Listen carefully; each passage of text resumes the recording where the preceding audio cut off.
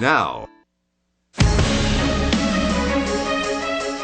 Welcome back to the Kudlow Report. This week, President Obama came out in opposition to a bill from South Carolina Congressman Tim Scott. That bill intends to block Boeing from opening up a new plant in South Carolina.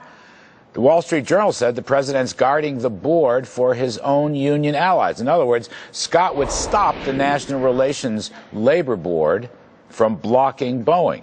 This is a big capitalist free market question. So let's talk to Andy Stern. He's former Service Employee International Union president, and Peter Schaumber, former National Labor Relations Board chairman. You're on the board. Let me start with you. Assess for me the Tim Scott bill. This essentially wants to curb Labor Relations Board's power, does it not? Larry, essentially what this bill is doing, it's trying to undo the damage from the Boeing complaint and send a message to business, and that this will not happen again. After all, what the NLRB is trying to do is trying to prevent Boeing from expanding a business operation. It's costing the country jobs. I was in Canada. I spoke with a number of Canadian businessmen, and they told me they were concerned about doing business in the United States as a result of the Boeing complaint. All the bill does is address the broad remedial authority that the board generally has and take from it the ability the board has to tell a business where it can do its business. Right, where it can invest its capital and so forth, employ its labor force. Andy Stern, do you disagree with what Peter's just said? Well, I disagree because he's not telling the truth about the facts. The National Labor Relations Board has not made a decision. There hasn't even been a hearing.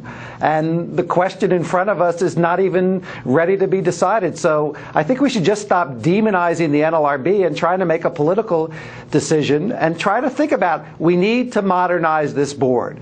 Peter should have complained when he was on the board, when the complaint was first filed, that it shouldn't take 20 months or so to get a decision, or a year to get a decision. He should have complained when he was on the board that it takes 5.5 years for an unfair labor practice of high priority to be settled, or that one out of every 3 employers fires people illegally. There are a lot of things we need to do to modernize this, but demonizing something that hasn't even happened just doesn't seem like a very smart way to go forward. Let me just clarify that point, Peter. Hasn't the National Labor Relations Board, let me just try to clarify the point. Hasn't the National Labor Relations Board, in effect, brought a suit to stop Boeing from moving in, operating a plant in South Carolina that they've already built with workers ready to go to work, but the NLRB won't let them? Isn't that what's going on here? That is correct, and that is what I am demonizing. You know, Andy isn't answering the question. That's not correct, though. That is not correct. The National Labor Relations Board, the 5 members of the board that you call the left-wing leaning board, has not made a decision, Peter, and you know that. The agency is called, Andy, the National Labor Relations Board. Some lawyer has issued a complaint, and now there's going to be a hearing. And before there's even a hearing, before the board ever rules, before, as you said, the Supreme Court has ruled on this issue many times, you want to intervene on this one issue right now. The plant is going to open. But what it is going to produce. Why is Obama coming out against this sensible bill, Peter? Because doesn't that send a message that it's not just the NLRB versus Boeing, it's now President Obama versus Boeing? Because President Obama is a union partisan. You know, 30 years ago, organized labor made the decision to use the political process in order to avert its decline. And it has given hundreds of millions of dollars to the Democrat Party and expects Democrat politicians to do its bidding. That's exactly what's going on right now.